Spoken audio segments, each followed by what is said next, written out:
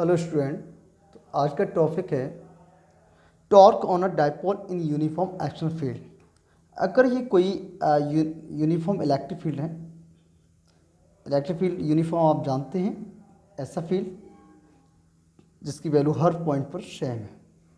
ये कोई uniform electric field show कर दिया है। ओके, इसमें कोई भी डाइपोल रखा गया है, ठीक है। सपोज कोई डाइपोल रखा गया है।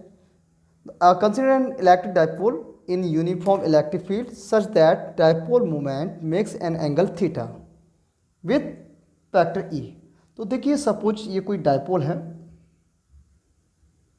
ओके, ये डाइपोल रखा गया है, ये positive charge and it is negative charge, ठीक है, ए बी। अब हम देखते हैं, ये सपोज ये यहाँ पर पॉइंट इसका सेंटर है, तो ये एक्सिस या फिर इलेक्ट्रिक फील्ड की डायरेक्शन से कितना एंगल बना रहा है, थीटा, ठीक है। ये जो अब देखेंगे आप, डाइपोल मूवमेंट की डायरेक्शन क्या है, negative to positive, direction of dipole movement negative to positive.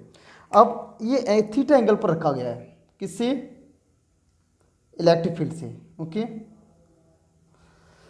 Length of the dipole आप जानते हैं अच्छे से, 2a। तो इसकी डाइपोल की लेंथ क्या है, 2a। यहाँ मैंने अलग से लिख दिया, A B equal to 2a। तो देखिए इस पर क्या होगा, कोई भी जब डाइपोल किसी एक्सटर्नल यूनिफॉर्म इलेक्ट्रिक फील्ड में रखा गया, एक्सटर्नल का मतलब डाइपोल के कारण जो फील्ड नहीं है, ठीक है, किसी और फील्ड में रखा गया है, तो क्या होगा। तो देखिए ये पॉजिटिव चार्ज है, तो पॉजिटिव चार्ज पर एक फोर्स लगेगा, क्यों, क्यू है, ये क्यू चार्ज है, ये माइनस क्यू चार्ज।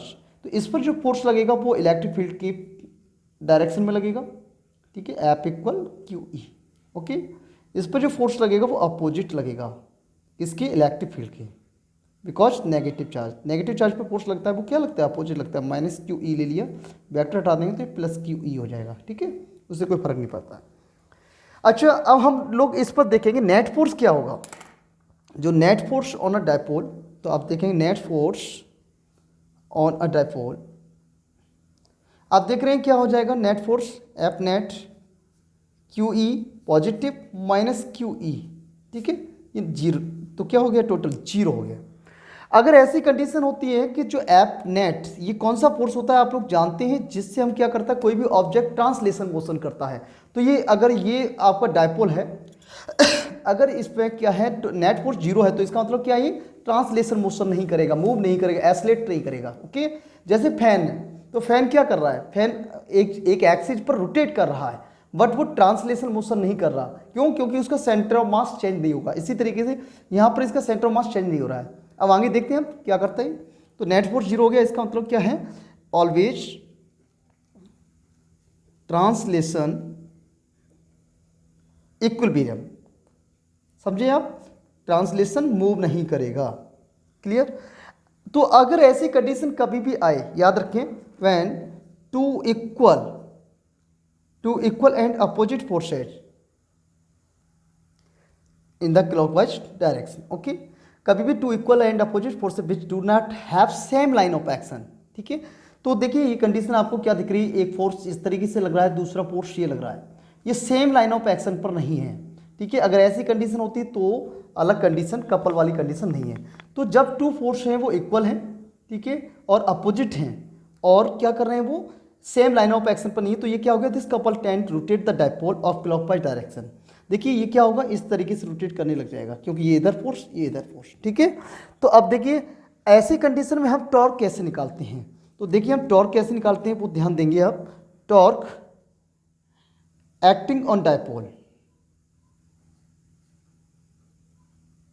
देखिए टॉर्क इक्वल क्या होता है, आप लोगों ने 11वीं क्लास में पढ़ा है। टॉर्क इक्वल क्या होता है, आपका force into displacement, force into perpendicular distance, ठीक है। तो परपेंडिकुलर डिस्टेंस यहाँ पर आप देखेंगे, परपेंडिकुलर डिस्टेंस क्या है, देखिए ये ए बी डाइपोल है, ये डिस्टेंस परपेंडिकुलर है ना, इनके पैरेलल, जैसे ये डिस्टेंस परपेंडिकुलर, तो आप ये परपेंडिकुलर डिस्टेंस हो गया, मैंने इस पॉइंट का नाम दे दिया सी, ये 90 एंगल।